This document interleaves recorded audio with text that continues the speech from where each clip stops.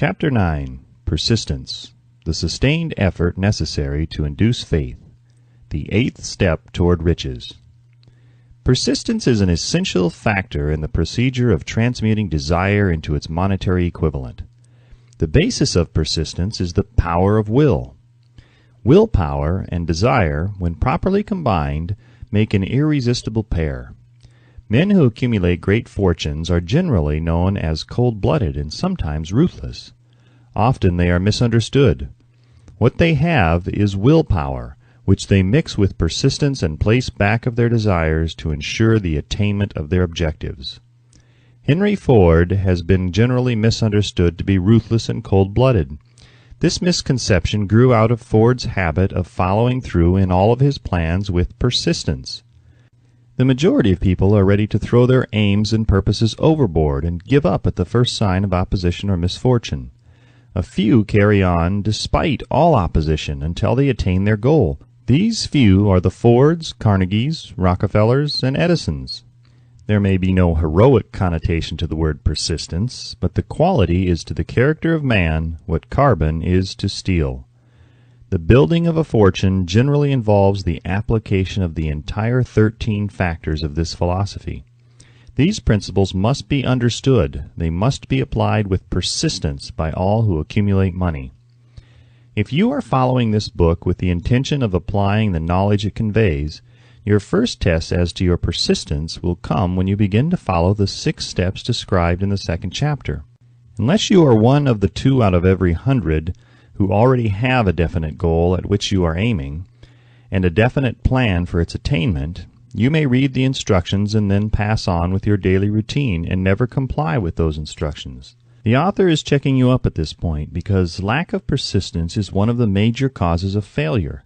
Moreover, experience with thousands of people has proved that lack of persistence is a weakness common to the majority of men. It is a weakness which may be overcome by effort. The ease with which lack of persistence may be conquered will depend entirely upon the intensity of one's desire. The starting point of all achievement is desire. Keep this constantly in mind. Weak desires bring weak results, just as a small amount of fire makes a small amount of heat. If you find yourself lacking in persistence, this weakness may be remedied by building a stronger fire under your desires. Continue to read through to the end, then go back to Chapter 2 and start immediately to carry out the instructions given in connection with the 6 steps. The eagerness with which you follow these instructions will indicate clearly how much or how little you really desire to accumulate money. If you find that you are indifferent, you may be sure that you have not yet acquired the money consciousness which you must possess before you can be sure of accumulating a fortune. Fortunes gravitate to men whose minds have been prepared to attract them, just as surely as water gravitates to the ocean. In this book may be found all the stimuli necessary to attune any normal mind to the vibrations which will attract the object of one's desires. If you find you are weak in persistence, center your attention upon the instructions contained in the chapter on power. Surround yourself with a mastermind group, and through the cooperative efforts of the members of this group, you can develop persistence. You will find additional instructions for development of persistence in the chapters on autosuggestion and the subconscious mind. Follow the instructions outlined in these chapters until your habit nature hands over to your subconscious mind a clear picture of the object of your desire. From that point on, you will not be handicapped by lack of persistence. Your subconscious mind works continuously while you are awake and while you are asleep.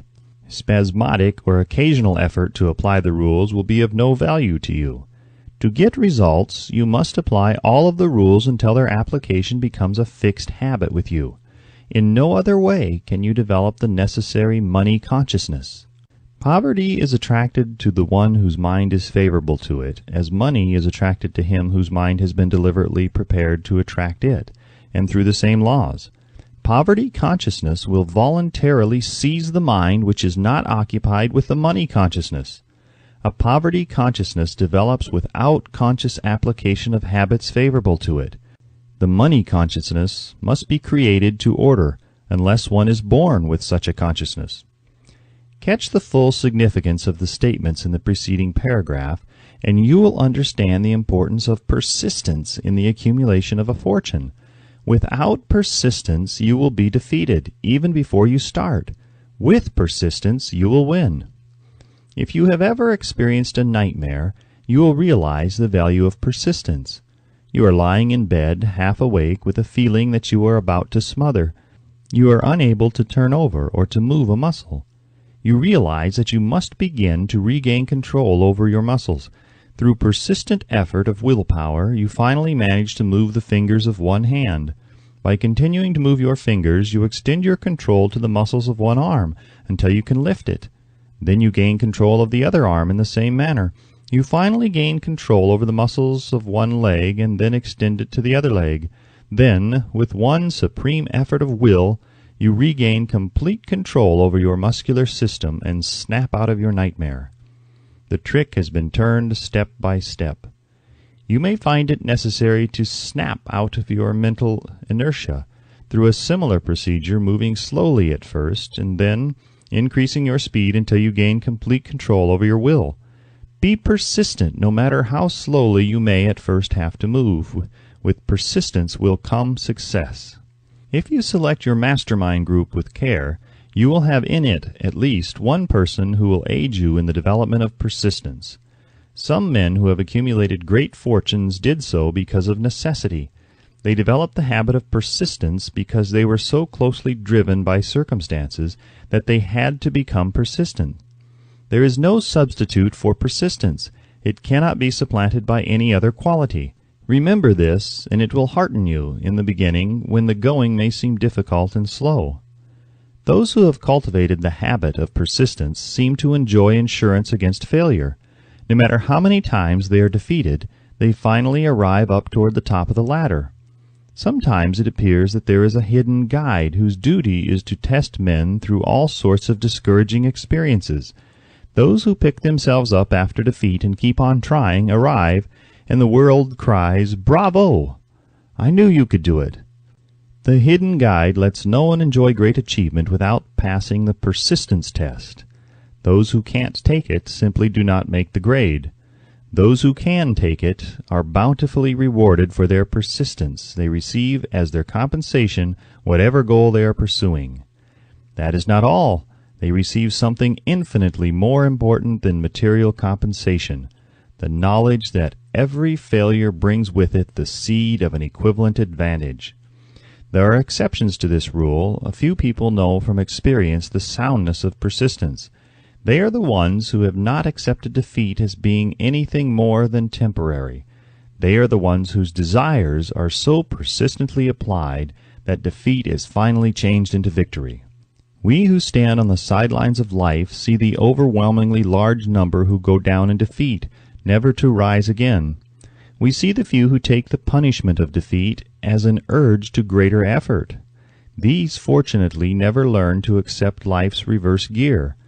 But what we do not see, what most of us never suspect of existing, is the silent but irresistible power which comes to the rescue of those who fight on in the face of discouragement. If we speak of this power at all, we call it persistence, and let it go at that. One thing we all know, if one does not possess persistence, one does not achieve noteworthy success in any calling. As these lines are being written, I look up from my work and see before me, less than a block away, the great mysterious Broadway, the graveyard of dead hopes, and the front porch of opportunity. From all over the world people have come to Broadway seeking fame, fortune, power, love, or whatever it is that human beings call success. Once in a great while someone steps out from the long procession of seekers, and the world hears that another person has mastered Broadway. But Broadway is not easily nor quickly conquered. She acknowledges talent, recognizes genius, pays off in money only after one has refused to quit. Then we know he has discovered the secret of how to conquer Broadway. The secret is always inseparably attached to one word: persistence. The secret is told in the struggle of Fannie Hurst, whose persistence conquered the Great White Way. She came to New York in 1915 to convert writing into riches. The conversion did not come quickly. but it came. For 4 years Miss Hurst learned about the sidewalks of New York from first-hand experience. She spent her days laboring and her nights hoping. When hope grew dim, she did not say, "All right, Broadway, you win." She said, "Very well, Broadway, you may whip some, but not me. I'm going to force you to give up." One publisher, the Saturday Evening Post, sent her 36 rejection slips before she broke the ice and got a story across. The average writer, like the average in other walks of life, would have given up the job when the first rejection slip came.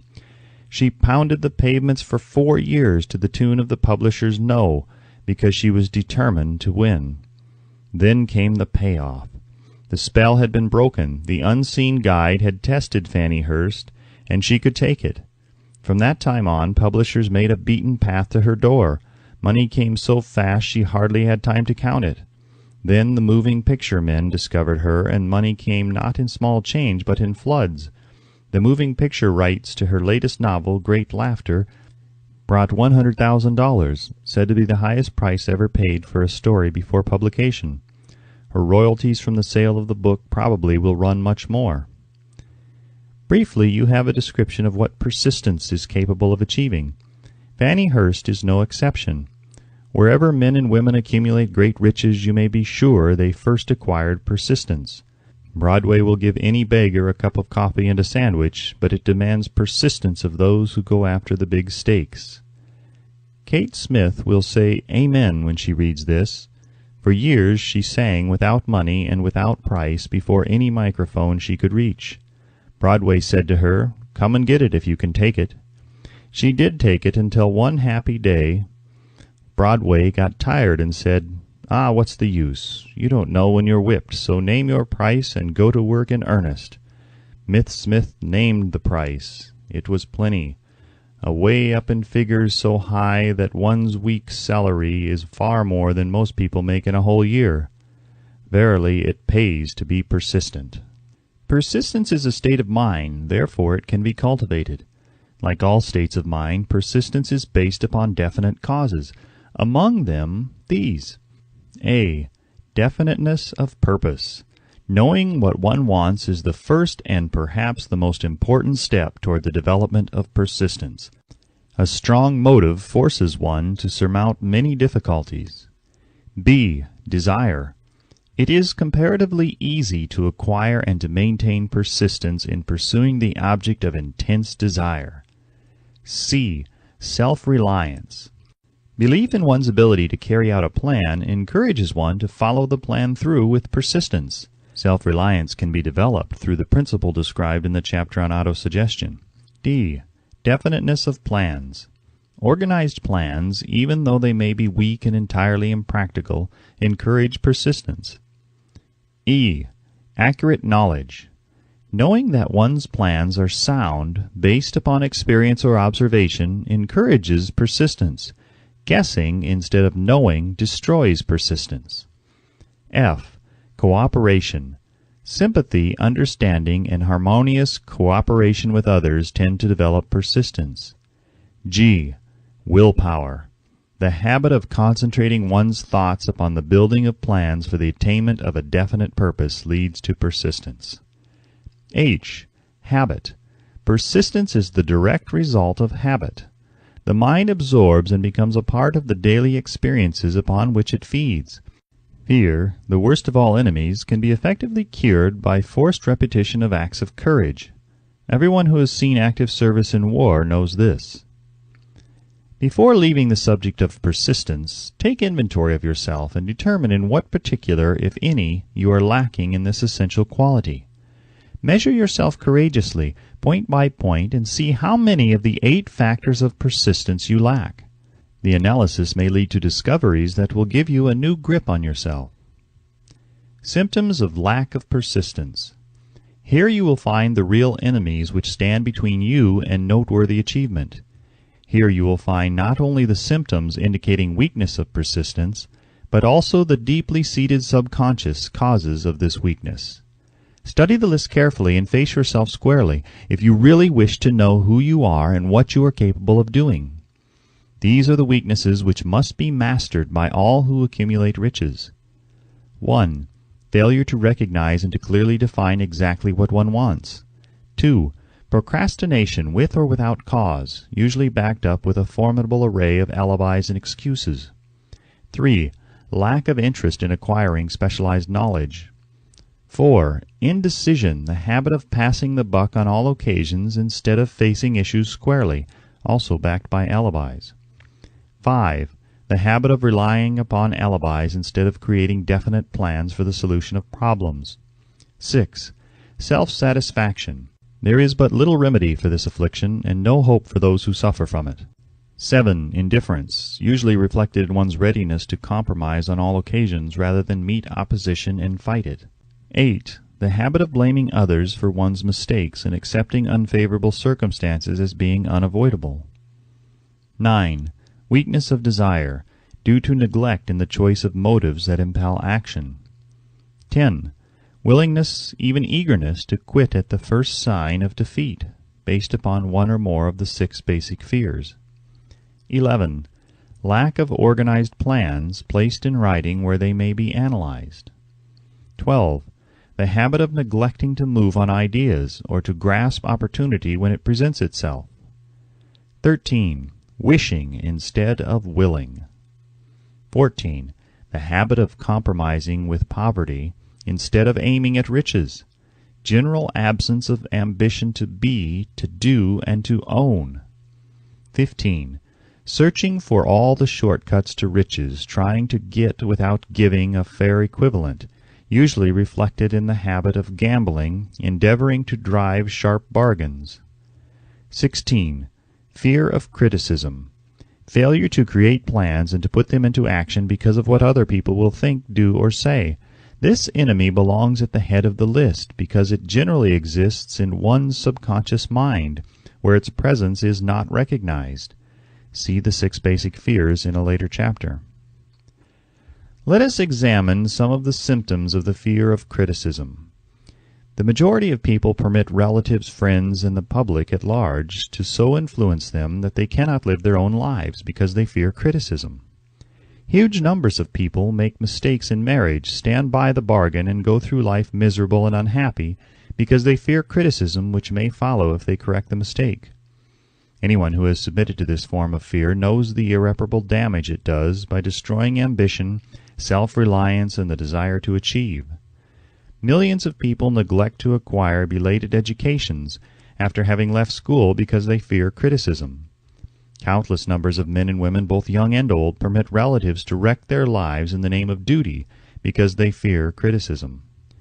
Duty does not require any person to submit to the destruction of his personal ambitions and the right to live his own life in his own way. People refuse to take chances in business because they fear the criticism which may follow if they fail. The fear of criticism in such cases is stronger than the desire for success. Too many people refuse to set high goals for themselves or even neglect selecting a career because they fear the criticism of relatives and friends who may say, "Don't aim so high, people will think you are crazy." When Andrew Carnegie suggested that I devote 20 years to the organization of a philosophy of individual achievement, my first impulse of thought was fear of what people might say. The suggestion set up a goal for me, far out of proportion to any I had ever conceived. As quick as a flash, my mind began to create alibis and excuses, all of them traceable to the inherent fear of criticism. Something inside of me said, "You can't do it. The job is too big and requires too much time. What will your relatives think of you? How will you earn a living? No one has ever organized a philosophy of success. What right have you to believe you can do it? Who are you, anyway, to aim so high? Remember your humble birth. What do you know about philosophy? People will think you are crazy," and they did. "Why hasn't some other person done this before now?"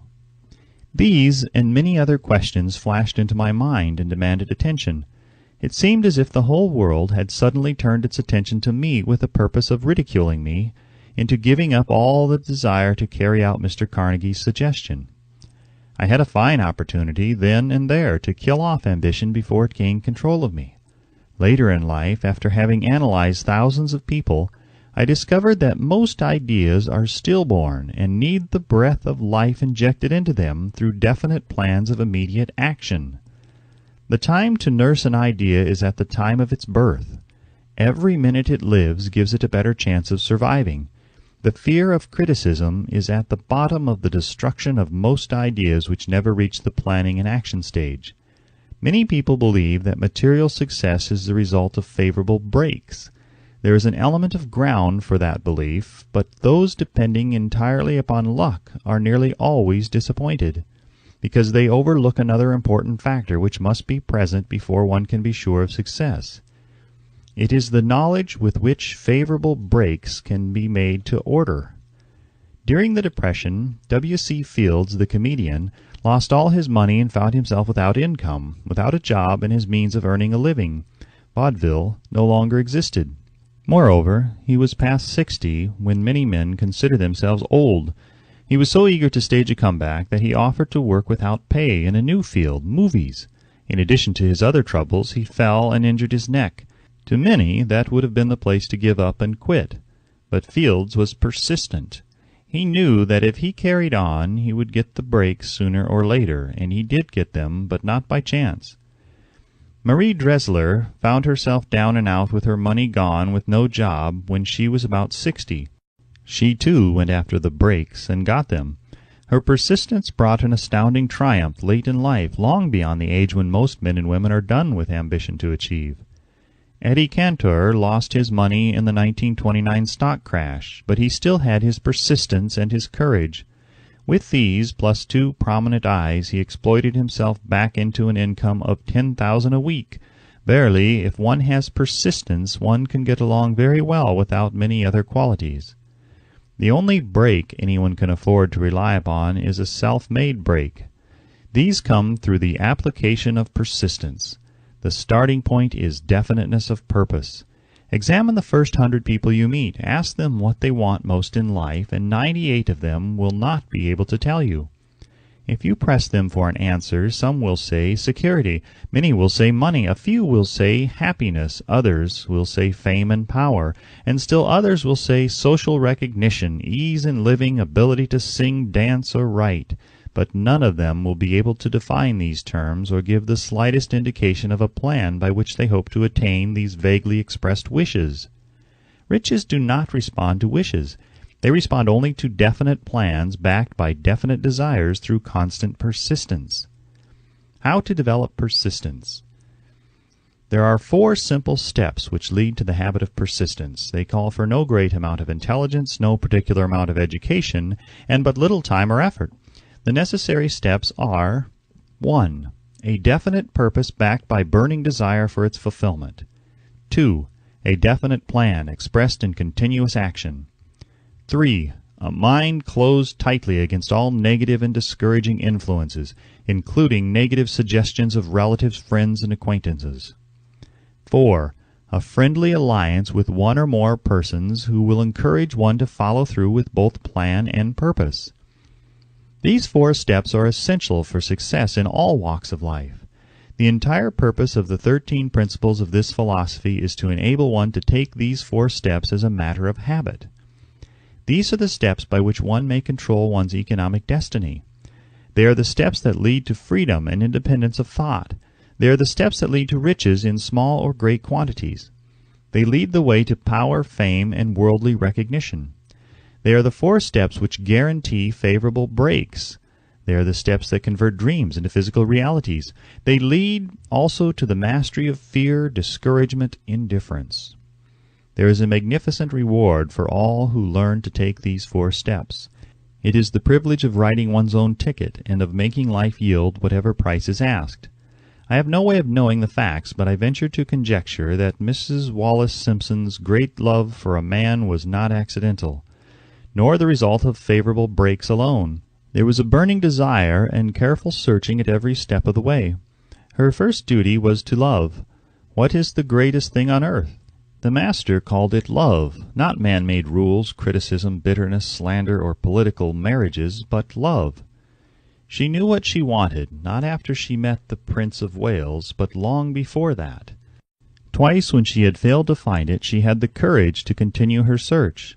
To thine own self be true, and it must follow, as the night the day, thou canst not then be false to any man. Her rise from obscurity was of the slow, progressive, persistent order, but it was sure. She triumphed over unbelievably long odds, and no matter who you are, or what you may think of Wallis Simpson, or the king who gave up his crown for her love, she is an astounding example of applied persistence, an instructor on the rules of self-determination, from whom the entire world might profitably take lessons. When you think of Wallis Simpson, think of one who knew what she wanted, and shook the greatest empire on earth to get it.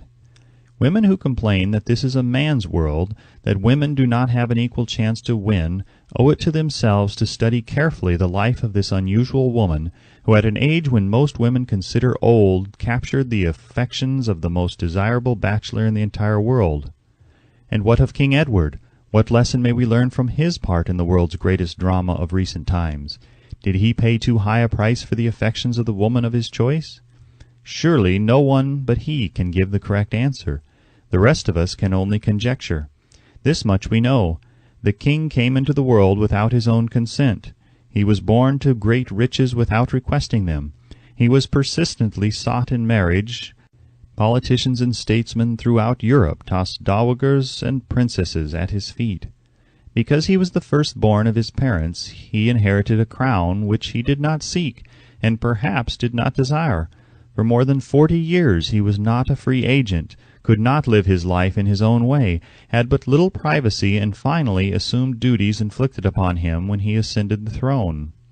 Some will say, with all these blessings, King Edward should have found peace of mind, contentment, and joy of living.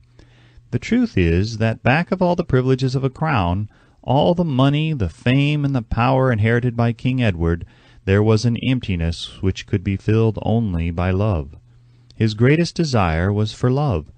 Long before he met Wallis Simpson, he doubtless felt this great universal emotion tugging at the strings of his heart, beating upon the door of his soul, and crying out for expression. And when he met a kindred spirit crying out for this same holy privilege of expression, he recognized it, and without fear or apology opened his heart and bade it enter.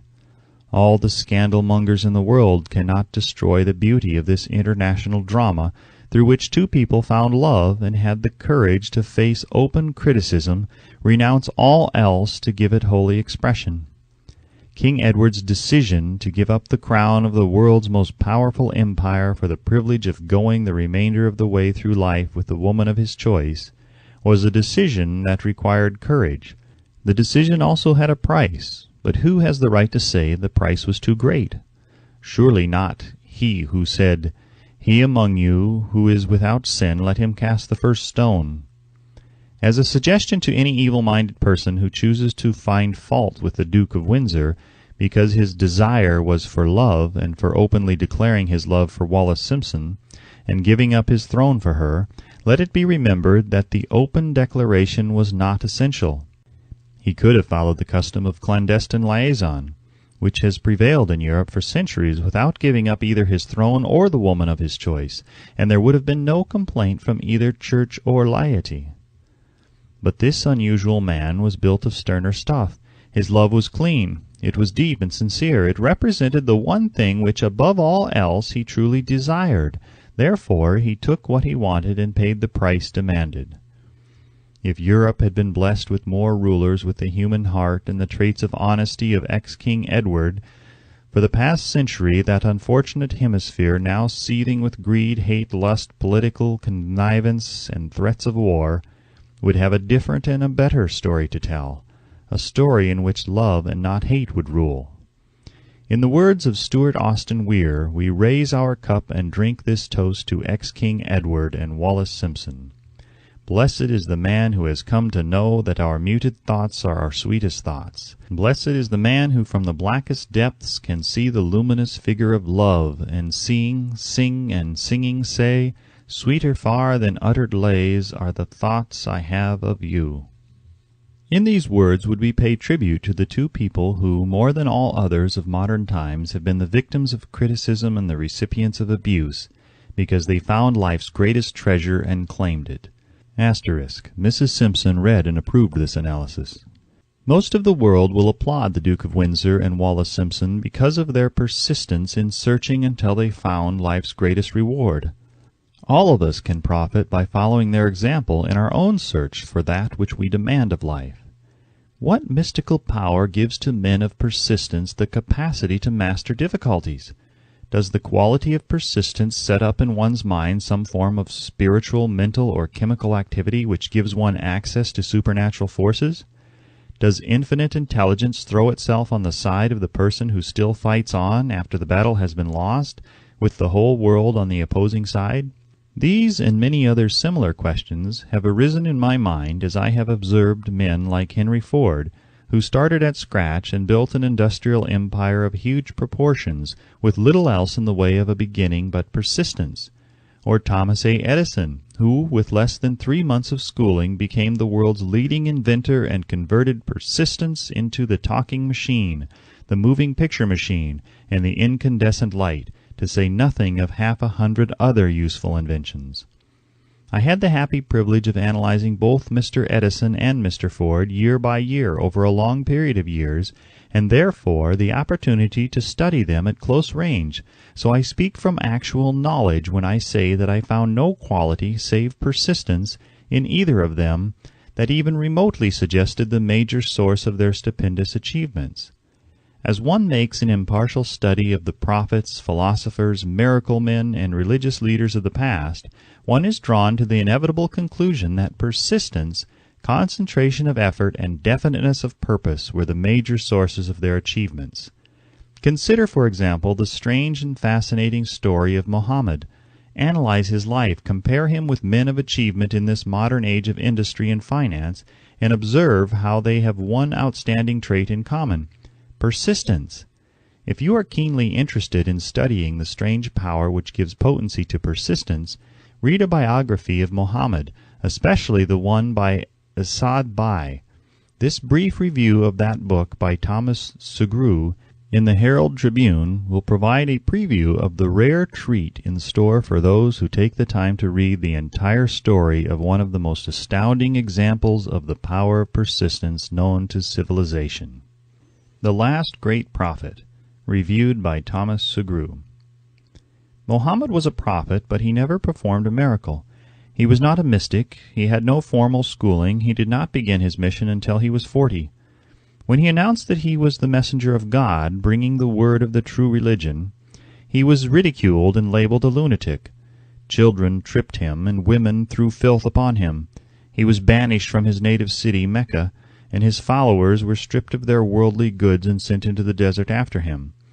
When he had been preaching 10 years, he had nothing to show for it but banishment, poverty, and ridicule. Yet before another 10 years had passed, he was dictator of all Arabia, ruler of Mecca, and the head of a new world religion which was to sweep to the Danube and the Pyrenees before exhausting the impetus he gave it. That impetus was threefold: the power of words, the efficacy of prayer, and man's kinship with God. His career never made sense. Mohammed was born to impoverished members of a leading family of Mecca. Because Mecca, the crossroads of the world, home of the magic stone called the Kaaba, great city of trade and the center of trade routes, was unsanitary, its children were sent to be raised in the desert by Bedouins. Mohammed was thus nurtured, drawing strength and health from the milk of nomad, vicarious mothers. He tended sheep and soon hired out to a rich widow as leader of her caravans. He traveled to all parts of the Eastern world, talked with many men of diverse beliefs, and observed the decline of Christianity into warring sects. When he was 28, Kajia, the widow, looked upon him with favor and married him. Her father would have objected to such a marriage, so she got him drunk and held him up while he gave the paternal blessing. For the next 12 years Mohammed lived as a rich and respected and very shrewd trader. Then he took to wandering in the desert, and one day he returned with the first verse of the Koran and told Kajia that the archangel Gabriel had appeared to him and said that he was to be the messenger of God. The Koran, the revealed word of God, was the closest thing to a miracle in Mohammed's life. He had not been a poet, he had no gift of words. Yet the verses of the Koran, as he received them and recited them to the faithful, were better than any verses which the professional poets of the tribes could produce. This, to the Arabs, was a miracle. To them the gift of words was the greatest gift. The poet was all-powerful. In addition, the Quran said that all men were equal before God, that the world should be a democratic state. Islam. It was this political heresy, plus Muhammad's desire to destroy all the 360 idols in the courtyard of the Kaaba, which brought about his banishment. The idols brought the desert tribes to Mecca, and that meant trade. So the businessmen of Mecca, the capitalists of which he had been one, set upon Muhammad. Then he retreated to the desert and demanded sovereignty over the world. The rise of Islam began. Out of the desert came a flame which would not be extinguished, a democratic army fighting as a unit and prepared to die without wincing. Muhammad had invited the Jews and Christians to join him, for he was not building a new religion. He was calling all who believed in one God to join in a single faith. If the Jews and Christians had accepted his invitation, Islam would have conquered the world. They didn't. They would not even accept Muhammad's invitation of humane warfare. When the armies of the Prophet entered Jerusalem, not a single person was killed because of his faith. When the Crusaders entered the city centuries later, not a Muslim man, woman, or child was spared. But the Christians did accept one Muslim idea, the place of learning, the university.